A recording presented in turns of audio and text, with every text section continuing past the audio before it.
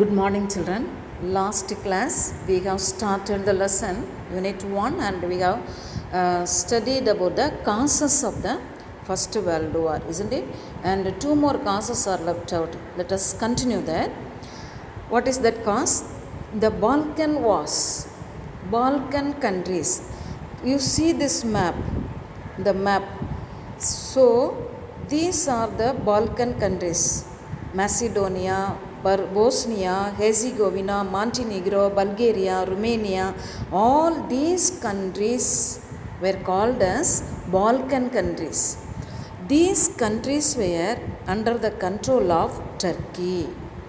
All these countries in Europe were under the control of Turkey because first half of the 18th century, Turkey was a powerful country and she occupied all these countries and kept under her control. Okay, so Turkey was a powerful country in the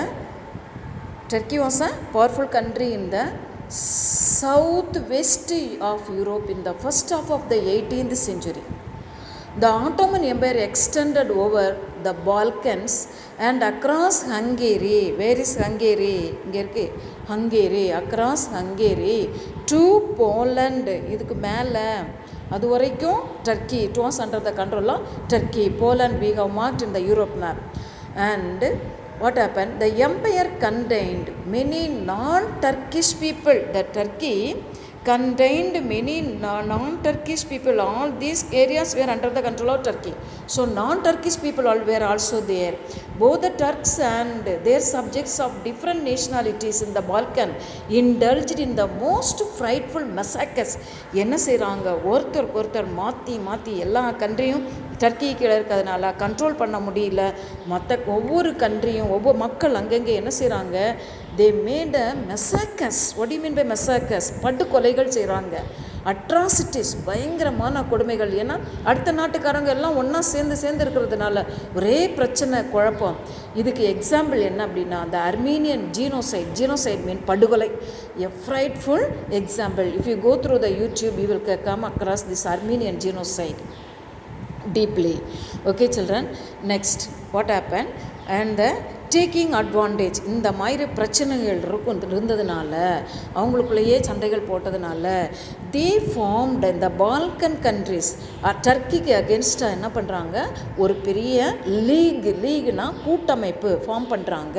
form பண்ணிவிட்டு என்ன செய்கிறாங்க, எல்லோரும் சேர்ந்து டர்க்கிக்கு மேலே சண்டை போடுறாங்க. எல்லா கண்ட்ரிஸும் இந்த கண்ட்ரிஸ் எல்லாமே ஒன்றா சேர்ந்து டர்க்கியோட என்ன பண்ணுறாங்க, சண்டை போடுறாங்க. அப்போது second half of the 18th century Turkey became weak. அந்த வீக்னஸை யூஸ் பண்ணிவிட்டு என்ன பண்ணுறாங்க, இவங்க எல்லாம் ஒரே மாதிரி ஒரென்ன கூட்டாக சேர்ந்துட்டு டர்க்கி கூட சண்டை போடுறாங்க. That war is known as first Balkan war in 1912. Understand children? First Balkan war 1912 நடக்குது. அப்புறம் என்ன பண்ணுறாங்க, இந்த வார் முடிஞ்ச உடனே எல்லோரும் சேர்ந்து டர்க்கியை டிஃபீட் பண்ணிட்டாங்க. ஆல்ரெடி டர்க்கி எப்படி இருக்கான், வீக்காக இருக்கிறான். எல்லா கண்ட்ரியும் சேர்ந்து டர்க்கி என்ன பண்ணுறாங்க, டிஃபீட் பண்ணிட்டாங்க. அதுக்கப்புறம் லண்டனில் போய் டர்க்கியும் இந்த பால்கன் லீக் கண்ட்ரிஸும் அவங்களுடைய பிரசிடென்ட் பிரைம் மினிஸ்டர்ஸ்லாம் போய் சைன் பண்ணுறாங்க. ஒரு ட்ரீட்டியை சைன் பண்ணுறாங்க. அந்த ட்ரீட்டிக்கு பேர் என்ன, ட்ரீட்டி ஆஃப் லண்டன். ஸோ இந்த ஃபஸ்ட்டு பால்கன் வார் இந்த ட்ரீட்டி ஆஃப் லண்டனோட முடிவடைஞ்சிருச்சு. அப்புறம் என்ன நடக்குது அப்படின்னு பார்த்தீங்கன்னா, இதுக்கடையில் இந்த மேசிடோனியா அப்படின்னு உங்களுக்கு பாயிண்ட் அவுட் பண்ணியிருக்கான் பார்த்தீங்களா இந்த மேப்பில். இந்த மேசிடோனியாவில் பார்த்தீங்கன்னா மற்ற கண்ட்ரியாவது தனித்தனியாக இருக்குது. செர்பியா, பல்கேரியா, மாண்டினோக்ரா அப்படின்னு தனித்தனியாக இருக்குது. ஆனால் இந்த மேசிடோனியாவில் என்ன அப்படின்னு பார்த்தீங்கன்னா, மிக்சட் பாப்புலேஷன். மேக்சிடோனியாவில் எப்படி இருக்குது, பாப்புலேஷன் மிக்சடாக இருக்காங்க. இந்த பல்கேரியாவில் உள்ளது, அல்பேனியாவில் உள்ளது, மாண்டினிகிரோவில் உள்ளது, செர்பியாவில் உள்ளது, ஹெர்சிகோனா, போஸ்னியா, இங்கே கிரீஸில் உள்ள எல்லா மக்களும் அங்கே இருக்காங்க. மேசிடோனியான்ற இடத்துல மிக்சட் பாப்புலேஷன். ஸோ அடுத்தது என்ன செய்கிறாங்க, இவங்க இந்த ஃபஸ்ட்டு பால்கன் வார் முடிஞ்ச உடனே ஷேர் பண்ணுறாங்க. வாரில் எவ்வளோ லாப நஷ்டங்களை ஷேர் பண்ணும்போது பல்கேரியாவுக்கும் கிரீஸுக்கும் என்ன வருது, சண்டை நடக்குது. அதனால் மற்ற எல்லா கண்ட்ரியும் யாரோட சேர்றாங்க, கிரீஸோட சேர்ந்துட்டு பல்கேரியாவை தாக்குறாங்க. Bulgaria was defeated. எந்த வருஷம் அப்படின்னு பார்த்தீங்கன்னா அடுத்த வருஷமே 1913. Bulgaria was defeated, and Serbia gained a lot. So that is called Second Balkan War. சரியா?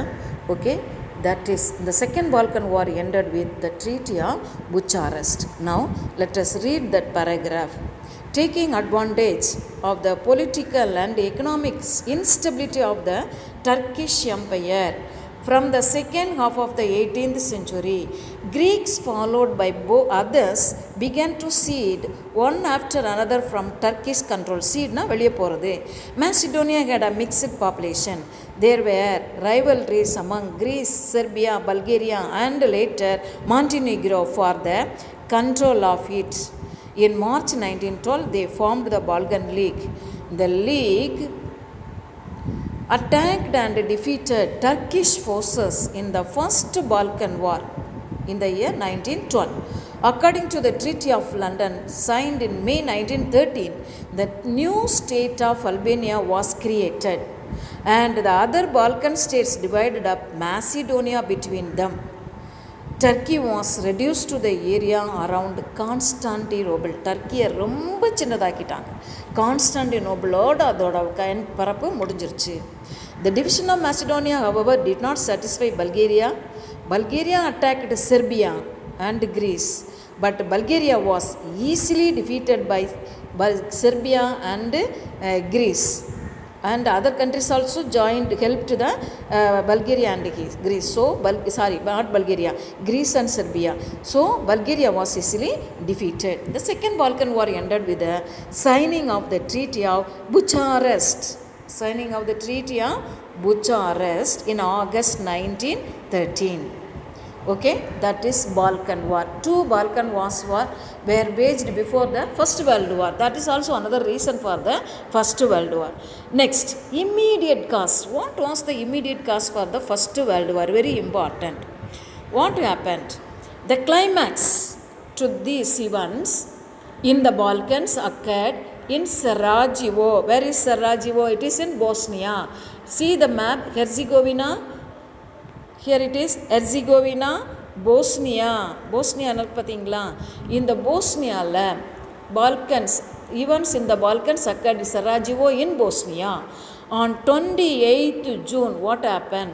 1914, 28th June 1914, the Archduke Franz Ferdinand, heir to the Francis Joseph, Emperor of Austria-Hungary, அந்த Austria ஹங்கேரியோட ரூலரோட மகன் Francis Ferdinand சொல்லக்கூடியவரும் இசபெல்லாவும் என்ன செய்கிறாங்க, செராஜிவோவுக்கு tour மாதிரி வராங்க, சும்மா பார்வையிடுறதுக்கு வராங்க. ஏன்னா அந்த செராஜிவோ அவங்க கண்ட்ரோலில் இருக்கு. ஸோ பார்வையிட வரும்போது இந்த செராஜிவோவோட ஒரு டெரரிஸ்ட் 14 years யங் பாய் என்ன செய்கிறான், இவங்க 2 பேரையும் சுட்டு தள்ளிடுறான். Bosnia Serb was assassinated, கொல்றது by Princip, a Bosnian Serb. செர்ப்னா போஸ்னியாவில் உள்ள ஒரு சின்ன பையன் அதை என்ன செய்கிறான், சுட்டு கொன்றான். Austria saw in this an opportunity to eliminate Serbia as an independent state. Serbia independent கேட்குறாங்க. இதை ஒரு சாக்கா வச்சு ஆஸ்ட்ரியா ஹங்கேரி என்ன செய்யுது, அதை அவங்க ஆக்குப்பை பண்ணுறாங்க. புரிஞ்சுதா?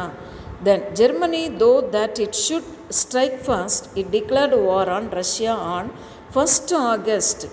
Germany had no quarrel with France, but because of the Franco-Russian alliance, the German army, which was planning a war against both France and Russia, wanted to use the occasion to its advantage. The German violation of Belgium neutrality forced Britain to enter war. இதில் டீப்பாக கொடுக்கல children, நான் சொல்கிறேன். இப்போ என்ன நடக்குது, அந்த Austrian crown பிரின்ஸையும் பிரின்சஸையும் assassinate பண்ண உடனே ஆஸ்ட்ரியா ஒரு என்ன பண்ணுறாங்க, ஒரு அல்டிமேட்டம் தான் அனுப்புகிறாங்க, சென்ட் பண்ணுறாங்க. அல்டிமேட்டம்னா சம் இன்ஸ்ட்ரக்ஷன்ஸ் சென்ட் பண்ணுறாங்க. யாருக்கு? செர்பியாவுக்கு. செர்பியா அதை என்ன பண்ணலை, கொஞ்சம் கூட சட்டையே பண்ணல. அதனால் 1 மாதம் கழித்து சரியா? ஜூனில் அசாசினேஷன் நடக்குது, 28 ஜூனில் அசாசினேஷன் நடக்குது. 28 ஜூலை 1914 வித்தின் அ மந்த் என்ன நடக்குது அப்படின்னு பார்த்தீங்கன்னா, அந்த அசாசினேஷன் அந்த செர்பியா ஒரு ஆர்மியை அனுப்புது. எங்கே அனுப்புது? ஆஸ்ட்ரியா ஹங்கேரி செர்பியாவுக்கு ஆர்மி அனுப்புகிறாங்க. ஆர்மி அனுப்பி சண்டை போட ஆரம்பித்த உடனேயே இந்த செர்பியாவுக்கு யார் சப்போர்ட் பண்ண வர்றா அப்படின்னு பார்த்தீங்கன்னா, ரஷ்யா ஓடி வரான். ரஷ்யா ஓடி வந்த உடனே யார் வருவா? ஆஸ்ட்ரியாவுக்கு சப்போர்ட் பண்ண யார் வருவா? ஏன்னா அவங்க ட்ரீட்டி சைன் பண்ணியிருக்காங்க, triple alliance, Austria Hungary Germany and Italy triple alliance sign பண்ணியிருக்காங்க இல்லையா? அதனால் ஆஸ்ட்ரியா ஹங்கேரிக்கு சப்போர்ட் பண்ணுறதுக்கு ஜெர்மனி வரான். ஜெர்மனி என்ன செய்கிறான்? ரஷ்யாவை அப்படியே ரிப்பல்ஸ் பண்ணி அனுப்புகிறான், திருப்பி அனுப்பிட்டான், அடித்து துரத்தி அனுப்பிட்டான். ஓகே, இப்போ ரஷ்யாவை ஜெர்மனி தாக்கின உடனே ரஷ்யாவுக்கு யார் சப்போர்ட் வரான்? ஆன்டன்ட் கார்டியலில் பிரிட்டன் ஃப்ரான்ஸ் இருக்காங்க இல்லையா? அதனால் அவன் ஓடி வரான். இப்படி தான் என்ன நடக்குது? ஃபஸ்ட்டு வேர்ல்டு வார் நடக்குது, ஸ்டார்ட் ஆகுது. So let us read this.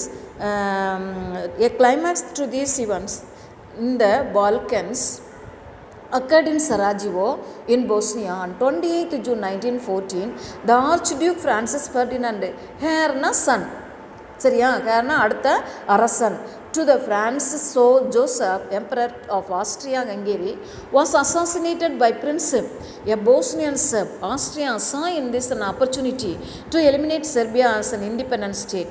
Germany thought that it should strike first. It declared war on Russia on 1st August. Germany had no quarrel with France, but because of the Franco-Russian alliance, போட்டாங்கல்ல, France Russia கூட sign பண்ணாங்க இல்லையா? The German army, which was planning a war against both France and Russia, wanted to use the occasion to its advantage. The German violation of Belgium neutrality forced Britain to enter the war. Okay, children? Then next, let us know of course of the war. Two warring camps we have already studied in the causes-ல. ரெண்டு பேரும் worrying camp. Europe ரெண்டு பிளாக்காக பிரியுது under triple alliance and triple entente. Triple alliance யாரெல்லாம் அப்படின்னு பார்த்தீங்கன்னா, map எடுத்து பாருங்கள். I'll show you the map. Triple alliance countries. Triple alliance countries யாரெல்லாம் அப்படின்னு பார்த்தீங்கன்னா, Germany, Austria Hungary, Italy first ஒன்றா ஜாயின் பண்ணாங்க. அவங்க தான் யார்? Triple alliance. அப்புறம் வார் ஆரம்பித்த உடனே இட்டலி என்ன பண்ணுறான்? அலைட் பவரோட சேர்ந்துடுறான். இங்கே யாரெல்லாம் சேர்றா? Central power. இவங்களாம் தான் இந்த ட்ரிபிள் அலையன்ஸ் கண்ட்ரிஸ் என்ன பவர் அப்படின்னு பார்த்தீங்கன்னா, அவங்களாம் தான் சென்ட்ரல் பவர்ஸ். அப்போது அந்த ஆன்டன்ட் கார்டியல் யார் அப்படின்னு பார்த்தீங்கன்னா, அலைடு பவர்ஸ். ரெண்டு பவர்ஸுக்கும் தான் ஃபஸ்ட்டு வேர்ல்டு வாரில் சண்டை நடக்குது. சென்ட்ரல் பவருக்கும் அலைட் பவர்ஸுக்கும். யாரெல்லாம் central powers? Germany, Austria Hungary, Turkey, Bulgaria. இந்த ஃபஸ்ட்டு செகண்டு பால்கன் வாரில் டிஃபீட் ஆன ரெண்டு கண்ட்ரியும், பல்கேரியாவும் டர்க்கியும் இவங்க கூட சேர்றாங்க, சென்ட்ரல் பவரோட சேர்றாங்க, ஜெர்மனியோட சேர்றாங்க. அலைடு பவர்ஸ் யாரெல்லாம்? France, Britain and Russia. Okay, children, the warring nations were divided into two. The central powers consisted of Germany, Austria-Hungary and Turkey, Bulgaria. Italy, which was earlier with Germany and Austria, had left as an attempt to recover Trentino in northeast Italy. Italy ஏன் போய் இவங்க கூட சேர்ந்தான் அப்படின்னா, இந்த இட்டலியோட ட்ரெண்டினோ அப்படின்ற இடத்த Germany பிடிச்சி வச்சுருக்கிறான். அதனால் அவங்ககிட்ட இருந்து அதை வாங்கணுன்னா ஜெர்மனி கூட சேர்ந்து அவன் கொடுக்க மாட்டான், போடான்ருவான். அதனால் ஜெர்மனி கூட சண்டை போட்டு அதை வாங்கணும் அப்படின்னா இவன் நேரம் எங்கே போய் சேர்ந்தான்? அலைடு பவரோட சேர்ந்தான். ஃப்ரான்ஸு, பிரிட்டன் அண்ட் ரஷ்யாவோட போய் சேர்ந்தான். வேறு இட்டாலியன்ஸ் லீவ்ட் இன் ட்ரெண்டினோவில் நிறைய majority, but remained as a parcel of the Austria Hungary was not supported by Germany. Italy remained a neutral country when the war broke out, but it decided to enter the war hoping to gain the territory in the northeast Britain, France and Italy signed the secret Treaty of London in April 1915, by which Italy agreed to enter the war against the Central Power in return for this territory after the war. Central பவரில் நான் இனிமேல் இருக்க மாட்டேன், நான் இங்கே சேர்ந்துக்கிறேன், உங்கள் கூட சேர்ந்துக்கிறேன், எனக்கு வார் முடிஞ்ச உடனே ட்ரெண்டினோவை திருப்பி கொடுத்துடணும் அப்படின்ற கண்டிஷனில் இட்டலி அலைட் பவரோட ஜாயின் பண்ணுறான். Okay children, next let us know about allied countries. Okay children, 9 states, allied countries, 9 states that opposed central powers were Russia, France, Britain, Italy, the United States, Belgium, Serbia, Romania, Greece, Bulgaria. இவங்க எல்லாம் சேர்ந்து என்ன செய்கிறாங்க, central பவர்ஸ்க்கு அகேன்ஸ்டாக 1916 சண்டை போடுறாங்க. they started the war but played little part in the war. ஏன்னா சின்ன சின்ன கண்ட்ரிஸ், அதனால் அவங்களால பெரிய கண்ட்ரிஸ் மாதிரி வார் பண்ண முடியல. Most Americans wanted their country to remain neutral and so in the first 3 years the United States gave only moral support and valuable material aid to Britain and France. America 1917 வரைக்கும் வாரில் வரல, மற்ற எல்லா கண்ட்ரியும் ஜெர்மனியோட சண்டை போடுறாங்க. சரியா, அப்போது இந்த அமெரிக்கா ஏன் வரல அப்படின்னா, நியூட்ரலாக இருப்போம், நம்ம போக வேண்டாம், நமக்கு என்ன அப்படின்ட்டு உட்காந்துறாங்க. ஆனால் சீக்கிரட்டாக பிரிட்டிஷ்க்கு அலைட் கண்ட்ரிஸுக்கு சப்போர்ட் பண்ணிகிட்டு இருந்தாங்க. ஓகே, நெக்ஸ்ட் த சாஸ் abortive attempts for peace. Tsar Nicholas யார் அப்படின்னு பார்த்தீங்கன்னா, ruler of Russia. Tsar Nicholas II of Russia suggested to the powers that they meet together to bring about an era of universal peace. 1917 என்ன நடக்குது அப்படின்னு பார்த்தீங்கன்னா, ரஷ்யாவில் மக்கள் அரசனுக்கு எதிராக போர்க்களத்தில் போர்க்கொடி ஏற்ற ஆரம்பிச்சிட்டாங்க. ஏன் அப்படின்னா, நீ தேவையில்லாமல் எதுக்கு அந்த செர்பியாவுக்கு சப்போர்ட் பண்ண போன, வாரில் இன்டர்ஃபியர் ஆன, நாட்டில் பஞ்சம் இருக்குது அப்படின்னு மக்கள் அரசனுக்கு எதிராக சண்டை போட ஆரம்பித்தாங்க. அதனால் என்ன நடக்குது, இவர் நிக்கோலாஸ் என்ன பண்ணுறாரு, பேசாமல் இந்த வாரை ஸ்டாப் பண்ணிவிட்டு நம்ம பீஸ் இது பண்ணிடலாம், சைன் பண்ணிடலாம், யூனிவர்சல் பீஸை டிக்ளேர் பண்ணிடலாம் அப்படின்னு சொல்கிறாரு. In response 2 peace conferences were held at Hague in Holland. Holland எங்கே இருக்குது, நெதர்லாண்ட்ஸ். நீங்கள் மார்க் பண்ணியிருப்பீங்க, பெல்ஜியம் பக்கத்தில் நெதர்லாண்ட்ஸ், அங்கே தான் இருக்குது ஹாலண்ட். அங்கே 1899 1907 2 இன்டர்நேஷ்னல் யூனிவர்சல் பீஸ் கான்ஃபரன்ஸை நடந்தது. ஆனால் அது வேஸ்ட்டாக தான் போச்சு. ஏன்னா ஜெர்மனி திருப்பி என்ன பண்ணிகிட்டு இருக்கான், அட்டாக் பண்ணிகிட்டே இருக்கான். War in the western France. Germany steam ரோல்டுனா என்ன பண்ணுது, துவம்சம் பண்ணுறது. And smashed the resistance of the people of Belgium people பக்கத்தில் தானே இருக்காங்க, அவங்க சின்ன கண்ட்ரி தானே. அதனால் என்ன பண்ணுறான், ஜெர்மனி பயங்கரமாக அட்டூழியம் பண்ணுறான், துவம்சம் பண்ணுறான் பெல்ஜியத்தை. On the other side of the allies the burden of the fighting fell on French army. Within a month Paris seemed almost doomed. Because இவன் ஃப்ரான்ஸ் போய் பெல்ஜியத்துக்கு சப்போர்ட் பண்ண உடனே பெல்ஜியத்தையும் என்ன பண்ணுறான், ஜெர்மனி துவம்சம் பண்ணுறான். பெல்ஜியமும் ஜெர்மனியோட கண்ட்ரோலில் போயிடுச்சு. அடுத்தது war in battles of Tannenberg and மேன். பேட்டில்ஸ் ஆஃப் டெனன்ஸ்பர்க் எங்கே இருக்குது அப்படின்னு பார்த்தீங்கன்னா, meanwhile Russian forces invaded east Prussia. இப்போ ரஷ்யா அடி வாங்கினான் இல்லையா, திருப்பி என்ன செய்கிறான், திருப்பி எங்கே வரான், ஜெர்மனியில் பாதி ஜெர்மனியை, ஈஸ்ட் சைடு ஜெர்மனியை கேப்சர் பண்ணுறான்.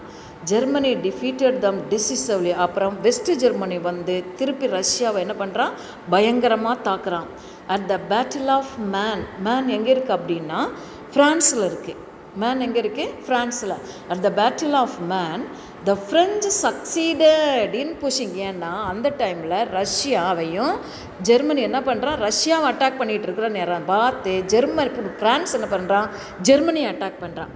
அதனால் அந்த நேரம் ஃப்ரான்ஸ் என்ன பண்ணுது, ஜெர்மனியை pushing back the Germans. Paris was, அதனால் ஃப்ரான்ஸோட கேபிட்டல் பாரிஸை காப்பாற்ற முடிஞ்சது.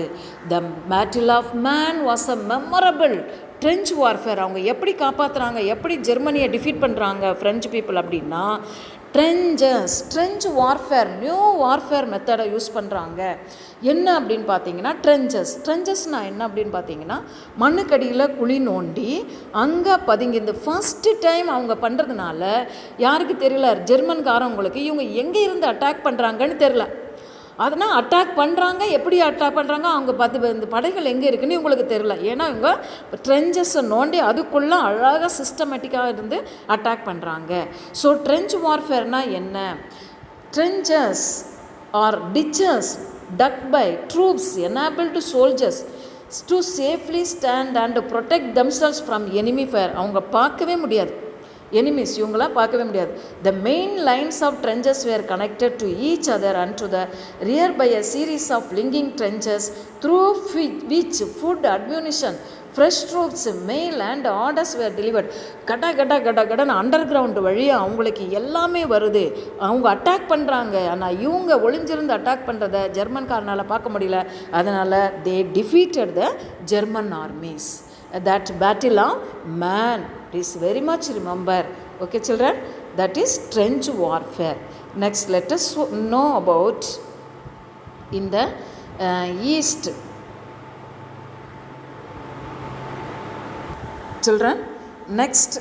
Next let us know about Battle of Verdun. Between February and July 1916, the Germans attacked Verdun. Name of a place. The famous fortress of French line. Verdun is the famous fortress of French line. In the 5 months battle of Verdun, எத்தனை மாதம் சண்டை போடுறாங்க? 5 மாதம். 2 million men took part and half of them were killed. 2 மில்லியனில் 1 million people were killed. எத்தனை மாதம்? within 5 months. The British offensive against German occurred near the river Somme. British என்ன செய்கிறான்? ஜெர்மனை defeat பண்ணுறான். இங்கே ரிவர் சோமே அப்படின்னு சொல்லக்கூடிய இடத்துல. In this 4-month battle of Somme, Britain lost 20,000 men in the first day. ஒரே நாளில் 20 பேரை ஜெர்மனி சுட்டு அடிச்சிட்டான்.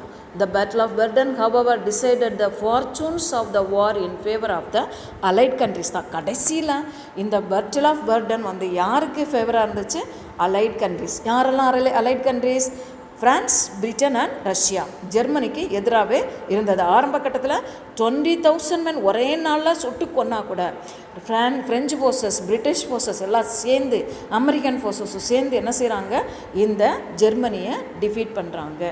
Next war in the eastern or Russian சைடில். ரஷ்யா கூட எப்படி சண்டை போடுறான் பாருங்கள். இந்த eastern Russian troops repeatedly defeated the Austrians. Russians என்ன செய்கிறாங்க? ஆஸ்ட்ரியன்ஸை பயங்கரமாக தாக்குறாங்க. But the Russians were in turn defeated by the German. அவனுக்கு யார் சப்போர்ட் பண்ண ஓடி வரா? ஜெர்மனி ஓடி வந்தால் அவனை டிஃபீட் பண்ணுறான். Russia had the worst trained and equipped army and therefore Russian losses were greatest. ரஷ்யாட்ட என்ன இல்லை? வெல் ட்ரெயின்டு ஆர்மியும் கிடையாது, நேவியும் கிடையாது, ஒன்றும் கிடையாது. அதனால் அவன் நிறைய தடவை அடி வாங்கிட்டு, ஜெர்மனிட்டு அடி வாங்கிட்டு போனான். 1917 the Tsarist regime in Russia were overthrown. ரஷ்யாவில் புரட்சி மக்கள் பண்ணாங்க இல்லையா? ஏன் போய் சண்டை போடுறேன்னு இந்த ஜார் ரூலரை தூக்கி போட்டாங்க மக்கள். And consequently it sign the treaty of Brest-Litovsk. Russia Germany கூட பிரெஸ்ட்-லிட்டோவ்ஸ்க் அப்படின்ற ட்ரீட்டியை சைன் பண்ணுறாங்க. ஏன் அப்படின்னா, இனிமே நீ என்ன அட்டாக் பண்ணக்கூடாது, நானும் உன்னை என்ன செய்ய மாட்டேன், சண்டை போட வரமாட்டேன் அப்படின்ட்டு ஒரு ட்ரீட்டியை சைன் பண்ணுறாங்க. அந்த ட்ரீட்டிக்கு பேர் என்ன? பிரெஸ்ட்-லிட்டோவ்ஸ்க். எப்போ? March 3, 1918. Okay children. Next the minor treaties of war in the Middle East. Turkey also fought on the side of the Central Powers. Though Turkey met with an initial success and allies suffered reverses, particularly in Mesopotamia. Allied countries டர்க்கியை தாக்க வரும்போது Turkey என்ன செய்கிறான்? இவங்கள ஓட விரட்டுறான் allied கண்ட்ரிஸை. Initially Mesopotamia and Gallipoli இந்த 2 இடத்துலையும். Ultimately Turkey was defeated. அதுக்கப்புறம் திருப்பி அமெரிக்கா நிறைய ஆர்மியை ஃப்ரான்ஸுக்கும் பிரிட்டனுக்கும் கொடுத்து டர்க்கி என்ன பண்ண வச்சுட்டாங்க?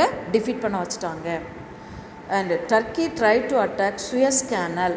இப்போ எல்லோரும் நியூஸ் பார்த்துருப்பீங்க. சுயஸ் கேனலில் ஒரு ஜப்பானோட ஷிப் ஒன்று இந்தியர்களால் இயக்கப்பட்டது வந்து அப்படி நின்னது. சுயஸ் கேனல் படிச்சிருக்கீங்களா? I will teach you later.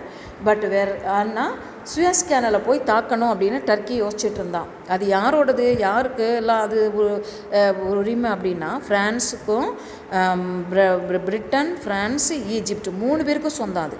அதை போய் ஃப்ரான்ஸுக்கும் பிரிட்டனுக்கும் சொந்தம் ஆனதுனால நமக்கு பக்கத்தில் தானே இருக்குது அப்படின்னு சொல்லிட்டு டர்க்கி ட்ரை பண்ணான். பட் வேர் ரிப்பல்ஸ்ட், திருப்பி அனுப்பப்பட்டான். Britain attack Turkey in Iraq.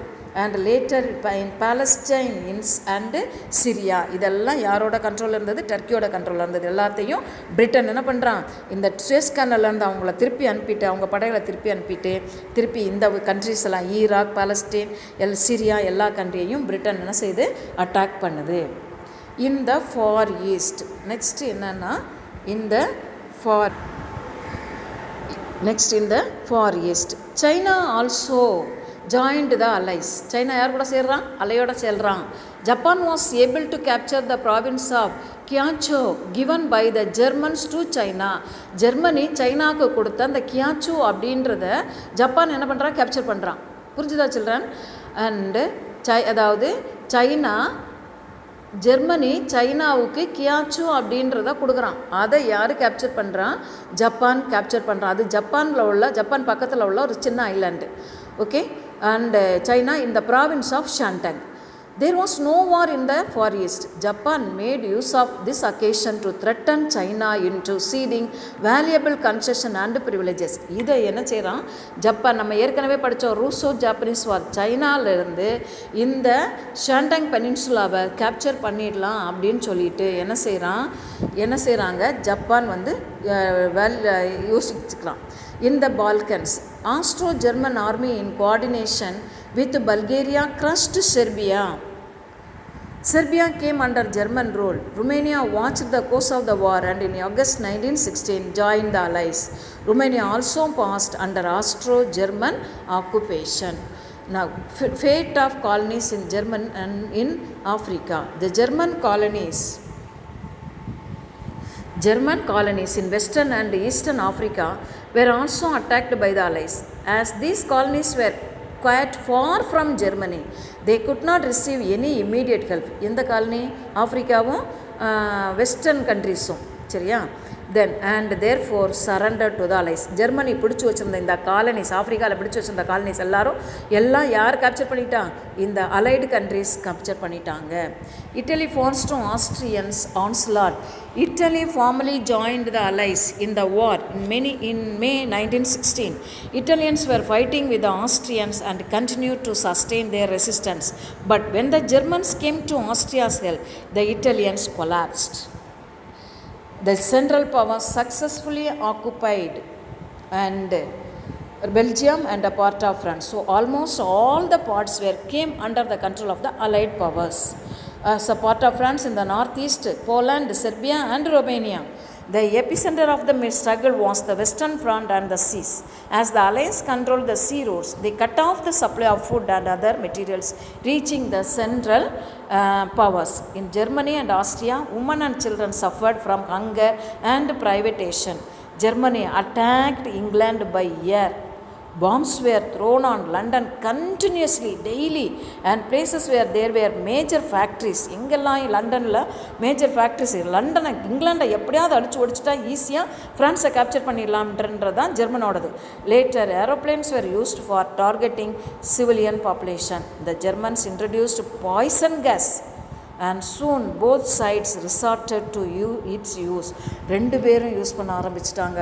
ஃப்ரான்ஸும் ஜெர்மனியும் பிரிட்டனும் என்ன யூஸ் பண்ண ஆரம்பிச்சிட்டாங்க? பாய்சன் கேஸ் யூஸ் பண்ண ஆரம்பிச்சிட்டாங்க. Okay children, let us stop this video within this.